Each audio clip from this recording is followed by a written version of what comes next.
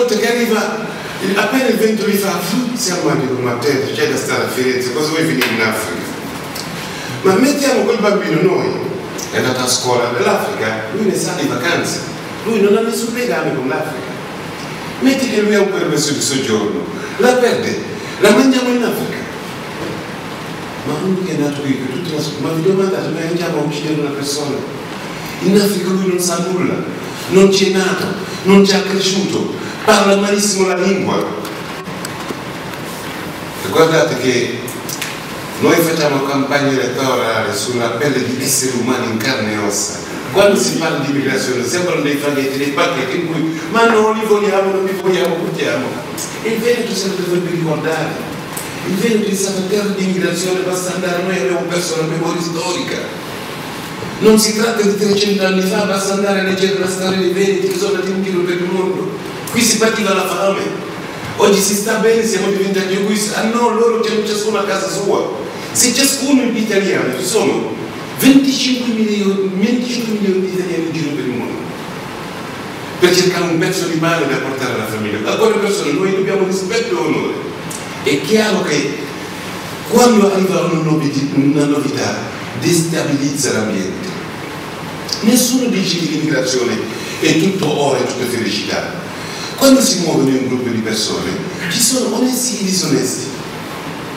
Io quello che mi fa male è quando si fa una distinzione fra il delinquente italiano e un delinquente è sempre un delinquente della sua religione, un delinquente primario. Per quello che riguarda il diritto di voto, noi in Toscana siamo stati i primi a presentarlo, eravamo nel 1991 e il Consiglio regionale lo bocciò per un semplice vizio di forma, perché in quei anni circolava la prima bozza del Trattato di Maastricht. Perché oggi se siamo un po' qui a discutere il diritto di voto è tutto colpa del governo italiano. Perché in quel contesto europeo, quando si discuteva a livello europeo, quante volte siamo andati a Bruxelles a manifestare, il primo testo che girava era diviso in 3 capitoli, A, B e C, e il capitolo C conteneva il diritto di voto. Noi che cosa abbiamo fatto? Abbiamo ratificato, quando abbiamo ricevuto la direttiva A e B, lasciando il capitolo C, così non gli diamo il diritto di voto, appellandosi che per poterla fare serve una legge di modifica costituzionale, la più grande balla che abbia sentito. Serve una legge ordinaria. La politica si è impadronito di un tema legislativo in cui non è esperto. Quando un politico mi dice per poterla fare devo fare una modifica di legge costituzionale, dico Martello che vivi. Perché quando dico noi, associazioni europee che ci occupiamo dei diritti, abbiamo fatto una grande manifestazione a Bruxelles nel 1993 su questo tema qui, con un duro scontro, e allora abbiamo fatto capire che abbiamo chiamato una docente di diritto internazionale. Quell'interrogazione fu fatta da Monica Frasoni, ripreso molti anni dopo, e Frattini era commissario europeo, un gran chiacchierone che lì dorme e non fa nulla dalla mattina alla sera. Perché noi non siamo nemmeno buoni di usare i fondi europei per quello che ci riguarda. Noi paghiamo gente che sono lì a dormire. Perché anche in Italia del sociale ci sono soldi a livello europeo, basta darsi da fare. Noi siamo il paese europeo che usa di meno di tutti gli altri dei fondi. Frattini me lo ricordo perché l'anno della cacciata dei Rom l'Unione Europea aveva stanziato, io ero consigliere comunale ancora, la vicepresidente e facevo il consigliere al comune di Firenze, 420 milioni per l'integrazione del popolo. Tutti i paesi hanno preso e hanno attivato delle politiche, noi non abbiamo preso niente. E avete visto una cosa brutta, per dispare questa storia triste. Comunque, per far capire al governo italiano che questa legge si poteva fare senza andare a toccare la Costituzione, uno dei maggiori esperti del tema del diritto di voto in tutta Europa è una francese, che tra l'altro conosco perché io insegno all'Università di Parigi, la vedo. E lei, quando è stata chiamata lì, ha detto proprio al Parlamento, a tutti gli stati, non è vero che per poterla fare dovete modificare la Costituzione, basterebbe una legge ordinaria. Però i nostri politici continuano, noi loro ci chiamiamo loro solo quando ci pare piace, quando ci fa comodo, ma quando ci dice applicate dalle leggi viene anche recepito male. Noi abbiamo fatto una campagna, molto prima della campagna, noi abbiamo incontrato Fini, perché cosa succede? Il grande inganno politico che non raccontano, e da lì bisogna vigilare tutti noi, è che tutte le leggi di iniziativa popolare spesso non vengono calendarizzate nel discorso del Parlamento. E la gente non sa, ci mobilitiamo, raccogliamo le firme, non ne viene messo neanche il calendario. Quindi abbiamo lavorato mesi per nulla. Allora noi siamo andati prima da lui, abbiamo detto guarda, quella legge quando arriverà insieme all'acqua, un tema caro a tutti i cittadini, quelle due proposte devono essere messe sul calendario. Vabbè, tra l'altro c'è stata una sentenza molto interessante sull'acqua, sulla restituzione, questi giorni qui. E oggi, dopo la campagna, che è stato molto bello, che ha coinvolto tutto il paese, io veramente ho visto anziani tremando che venivano a firmare, chiediamo la cittadinanza, ma leggi umanamente che ti toccano nel più profondo del cuore. Quell'anziano non sapeva neanche cosa c'era scritto, però magari lo guardavo col bambino, poteva essere suo nipote, magari giocava con suo nipote a scuola. Io a volte anche la politica la possiamo anche rendere umana, e che lo può fare noi che crediamo certi valori di sinistra? Quando noi andiamo a legiferare dobbiamo fare attenzione, i cappelli come questi hanno delle ricadute su ogni cittadino. E a Fini abbiamo detto lo scontro duro era lui. Noi siamo abituati a fare classiche cose all'italiano, perché noi abbiamo parlato di ius solis. Allora hanno tirato fuori questo ius solis temperato. Ma cosa vuol dire ius solis temperato? Ma ius solis, o lei non lo è, che vuol dire temperato? Non si mette sempre nei paletti. Allora l'ho detto, senti Gianfranco, ascolta, quando sono sceso all'aeroporto di Fiumicino 34 anni fa, fuori dall'aeroporto c'era un cartello che era scritto tutte le strade portare a Roma, ma attenti a che vi ci porta. Ho detto il tuo atteggiamento degli ius solis mi ha fatto ricordare la classica cosa fatta all'italiano, perché te lo sai che questa legge va cambiata, tu stesso le dici, ma perché devi mettere paletti? Molti dicevano no, se no l'Italia diventa un paese dove vengono a partorire. Noi siamo abituati a parlare, ma bisogna leggere che cosa c'è scritto. Noi non siamo così sprovveduti. Nella legge, nella prima bozza che era circolato, era scritto nero di bianco che il genitore doveva avere almeno 1 o 2 anni di residenza nel territorio dello Stato. Quindi era già una signora che era qui da 1 anno, 2 anni, si è entrato in gravidanza e fa il figliolo. Quindi a questo punto eviti che magari uno è uno stato interessante, aspetta 15 giorni per partorire, arriva qui. E la legge ha messo i paletti. Però come loro non raccontano la verità, vogliono dire avete visto, loro vogliono aprire tutte le porte. Ma io mi sono accorto della poca esperienza che ho avuto in comune. Noi parliamo molto, ma non si legge mai. A volte ti trovi un assessore, io l'ho visto, di comuni che gestiscono dei assessorati, quelli parli una delibera, ma non sanno cosa c'è scritto nella delibera. Ma che cos'è questo modo di fare? Questa poca serietà. Tu prendi, sei parlato con i soldi dei cittadini. E allora io credo che sono tutte delle cose in cui noi ci dobbiamo impegnare per portare la legalità al di là di immigrazione o non. Una battaglia della giustizia sociale che entrano tutti coloro che sono senza voce.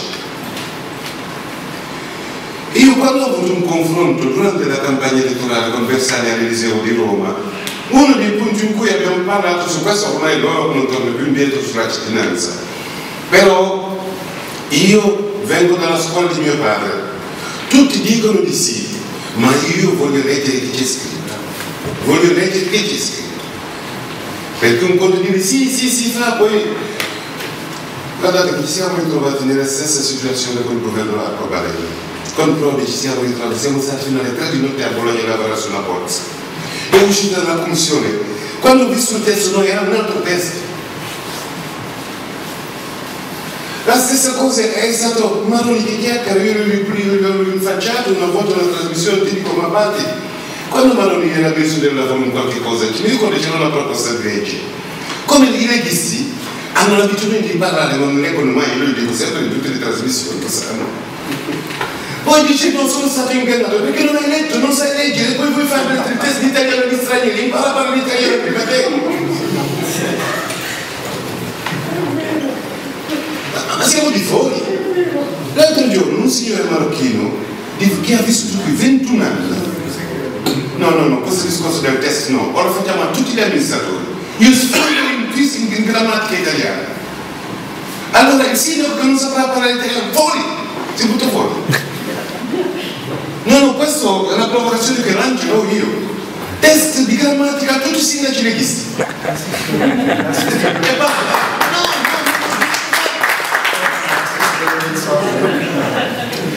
E prima di pretendere che quell'altra sappia delle cose, lo devi sapere prima te.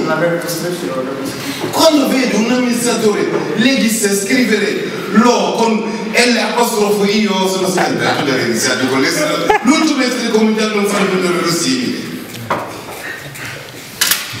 E l'altro giorno questo signore, dopo 21 anni che vive qui, lavora, ha ricevuto la cittadinanza. E il sindaco leghista gli era negato. Perché nel momento del giuramento dice che questa persona non parla italiano. Prima di tutto è per vizio di forma, perché la cittadinanza è stata decretata dal ministero, quindi non tocca al sindaco, se viene impugnato lui perde tempo, però sappiamo bene come funziona la legge, solo che lui deve prendere un avvocato, pagarlo, perdere tempo e quindi noi sappiamo bene che anche non teniamo mai conto dell'analfabetismo, tra l'altro siamo noi come paese a livello europeo un po' sotto. Però questo signore è vero, non parla bene l'italiano, però sta tentando di riconoscersi nello Stato. Bene o male, se lui non ha studiato, non lo so, non lo conosco quel signore, non è colpa sua, c'è gente che anche a scuola, non tutti hanno studiato e ci sono anche italiani analfabeti. E allora ti devi fare il test di italiano senza tenere conto che ci possono essere anche gente analfabeta. Io ho seguito una signora marocchina e una signora senegalese, ma quelli a scuola non sono mai andati, non hanno avuto fortuna, come fanno il test? E la legge non lo prevede. Abbiamo aperto un caso istituzionale. Sono tutti dei problemi, come vedete, di lavoro da fare ce n'è veramente tanto. E sulla questione dei diritti civili e sociali sono importanti, perché questa battaglia sulla cittadinanza, sul diritto di cittadinanza, è una battaglia. Guardate che oggi la Francia ha fatto una cosa che sicuramente farà discutere in Europa. Oggi la Francia ha tolto dalla Costituzione francese la parola razza. Notizia di oggi. La parola razza è stata tolta dalla Costituzione francese. Noi non parliamo più neanche di razza, noi siamo ancora alle etnie. Io tutte queste etnie di cui parlo, io ho detto che sono. Un giorno un signore parlando mi fa: ma sai quelle lì di etnia cinese? Etnie cinesi, 1 miliardo e 200 di etnie, ma io che ne so. E alla fine veramente, pur di parlare si dicono di tutte le cose. E l'etnia. Ma l'etnia è una vera invenzione dell'antropologia coloniale, lo sappiamo, era per dividere. Ma tutte queste etnie non esistono, è un'invenzione. E allora, nel 2009, io ricordo, era l'ultimo anno che facevo il consigliere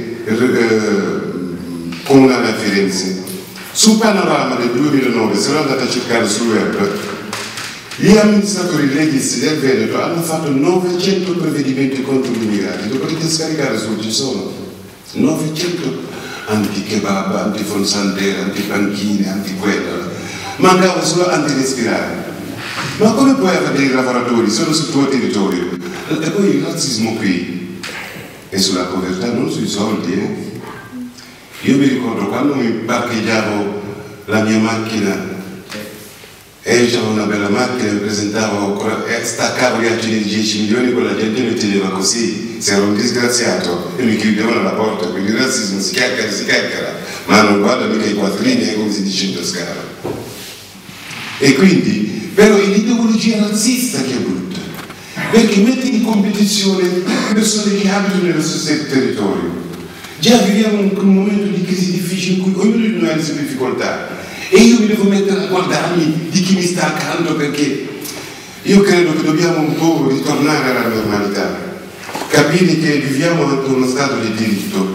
Noi il nostro partito sul tema dei diritti e della diversità ne ha fatto da solo. Perché l'esempio, candidato un capolista al Senato in Veneto, una persona che viene da lontano, ma questo vuol dire sincerità politica. Solo il nostro partito ha avuto il coraggio.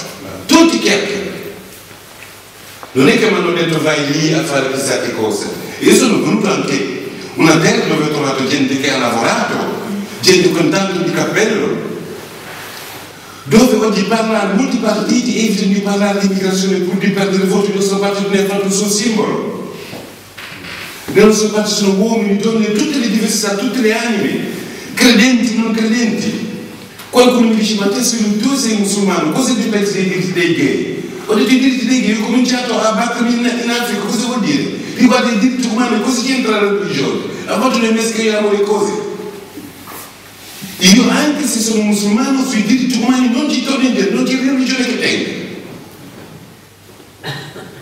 Perché anche la politica oggi viene fatta per guadagnare soldi. Io comincio il babbo che mi fa da consigliere che laggiù, quando c'è qualcosa che non capisco lo chiamo subito il babbo così. Mi fa, vedi, noi quando eravamo giovani, ognuno di noi aveva un suo lavoro. Dici, noi si fa la politica, si faceva per passione. Oggi dice la politica, la gente la fa per guadagnare, dice la politica non è un mestiere.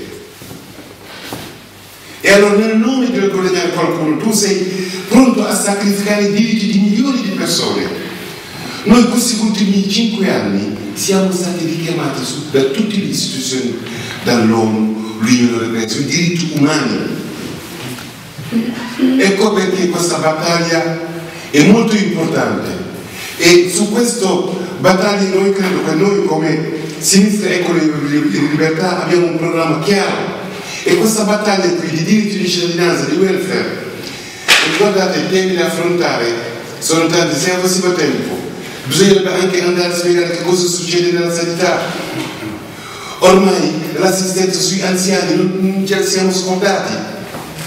Quindi noi abbiamo l'impegno come partito, se verremo eletti, anche voi sapete, avete visto la nostra collocazione. Di là abbiamo Monti che ogni giorno attacca Nichi, dicendoci di conservatori, ma chi è quei conservatori di lui? E poi ha deluso. Monti all'inizio, subito quando è candidato, noi diciamo che questo è un allievo della Banca Mondiale. Ma dice, ma è vero, a Seattle, nella riforma del sistema, ma lui era lì. Magari chi lavora fa un lavoro normale, queste cose non li sa, ma noi che ci lavoriamo dentro sappiamo cosa fanno. Questo programma qui di rigore che stanno applicando, chiamando spending review, dando tutti questi nomi in inglese, non capisco perché. L'hanno provato prima in Africa da noi, i governi africani sanno cosa vuol dire. Prima di farlo qui, hanno provato in Africa per vedere come funziona. In Africa, quando andavamo alla scuola noi, l'istruzione, a parte che in quel periodo in Africa quando c'erano veramente pochi, ma l'istruzione era gratis, la sanità era gratis. Dopo che il Fondo Monetario Internazionale durante la crisi del petrolio ha applicato i programmi di aggiustamento strutturale, hanno distrutto prima di tutto la scuola, la sanità, l'assistenza. Ora in Africa se hai soldi ti curi vai a scuola, se non ce l'hai non ti curi non vai a scuola. Mi ricordo anche lì hanno riformato le pensioni, hanno attaccato l'articolo 18, quei giorni mio papà era sempre. Vedi, hanno introdotto, io non faccio più sindacato, perché ho lavorato una ditta in cui lavoravo, rappresentavo 115 lavoratori della CGIL, rappresentante sindacale. Io mi arrabbiai molto col sindacato, mi sono uscito nel 1996, sono uscito dal sindacato. Perché con un governo Amato fu introdotta la prima volta la contrattazione di secondo livello. Io chiamai mio papà e gli dico, ma spiegami che cos'è questa roba? Dico, mi prego, mi dice, quella è la porta della precarietà che portano. Perché quando la contrattazione non dipende più dal contratto nazionale in vigore, dipende diciamo da un piccolo col datore di lavoro. Mio padre dice non avete il peso sindacale di difendervi, fregano, non la firmate. E nel sindacato, come avevamo i compagni di sinistra lì, erano voluti, io dico, la firmate mai senza di voi, mi arrabbiate, avevo strappato proprio la testa, perché io quando mi arrabbio e lì l'ho buttato, non ho mai più voluto sapere del sindacato. Quando mi sento parlare, dico, signori, nel 96 c'eravate anche voi, Sembra che vi siete svegliati, quindi avevate il cielo anche voi. E quindi lo smantellamento del diritto dei lavoratori è iniziato nel 96, con la riforma delle cooperative. Per farla breve, abbiamo tanto lavoro, lo dobbiamo anche a nome, ma io vi dico una cosa, io ho mio figlio che ha 29 anni, quando guardo lui, ma dico, ma allora, ma quali futuri gli lasciamo? Lui, mio figlio è più grande di lui. Quale futuro gli lascio? Gli lascio un paese dove lui deve guardarsi nello straniero come il suo nemico. Gli lascio un futuro incerto. Gli lascio un paese senza diritti né valori, dove tutto è la famiglia. Ma questa famiglia? Qualcuno mi deve far vedere cos'è la famiglia, dov'è? E quando si parlava ieri con i leghisti ci litigavano sulla criminalità, dicono la polizia deve mandare dentro la famiglia, perché dentro la famiglia che c'è violenza ogni giorno, viene ammazzato una donna.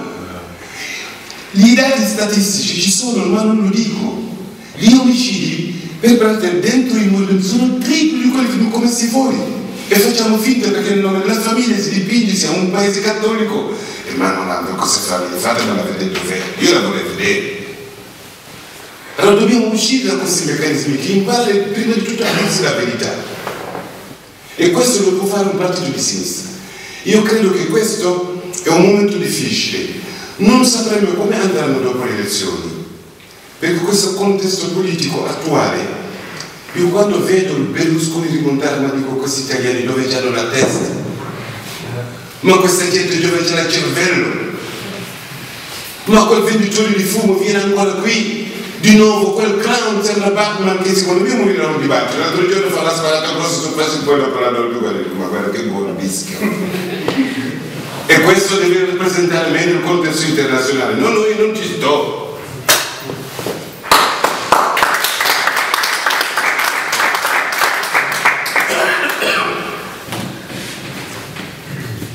Io credo che, ritornando sul tema dei diritti, il diritto anche a condividere un percorso, perché guardate che l'immigrazione ci guadagnano tutti, ci guadagna l'immigrato, ci guadagna anche il territorio, perché guardate, noi si parla molto del PIL, il 12% del PIL, quello reale, dati reali, sono prodotti da questi lavoratori. Guardate se questo togliamo il 12%, questo paese va in ginocchio.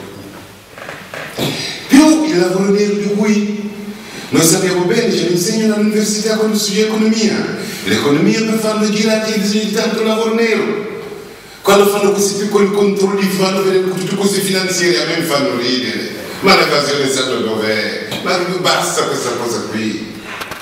E io allora credo che dobbiamo ritornare su un discorso di un concetto del bene comune. Il bene comune, rappresentare i cittadini. Io lo dico, io non sono venuto qui in Veneto a cercare voto per scappare. Io sono venuto anche, se noi saremmo eletti, perché è giusto la persona dove ha fatto campagna, dove è andato in giro, dove hanno spiegato tutti i problemi dei territori, che ormai lo conosce. Se è una persona seria, almeno quelle istanze per cui è stato eletto, per durante tutta la sua legislatura, lo dovrà. E io mi impegnerò su questi temi. Qualcuno mi dice, ma perché fai in politica? Sempre che uno deve andare in politica a rubare. No, vai a fare le cose che hai sempre fatto. In un contesto molto difficile in cui devi dialogare. Perché noi molti temi in cui diciamo fuori e ad alta voce, molti dicono sì, ma di nascosto dicono altre cose. E io credo che la battaglia sul Senato, sul Veneto, io non la do per persa, lo terremo fino all'ultimo giorno. Fino all'ultimo giorno.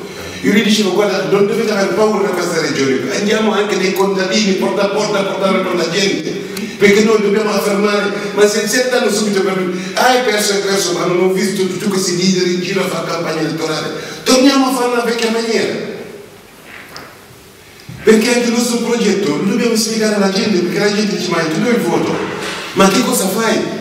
Noi abbiamo un programma con i punti, noi dobbiamo andare. L'altro giorno ero proprio nella casa dei leghisti a Cittadella. A un certo punto c'era questo leghista, mi guardava, anche lui si cade più, faccio sì, e perché? Dico, che peccato che non vede oltre il naso. E poi lui se n'è andato. E perché già quel mercato lì, di Cittadella, già guardare il mercato, ti diceva già tante cose. Ti diceva già tante cose. Io credo che non possiamo tornare indietro sulla cittadinanza e sul diritto di voto. L'altro fatto importante dei consiglieri stranieri anche è una battaglia importante, perché guarda, responsabilizza anche l'immigrato. Quando io sono cittadino, vengo qui, mi fanno lavorare, mi fanno pagare le tasse,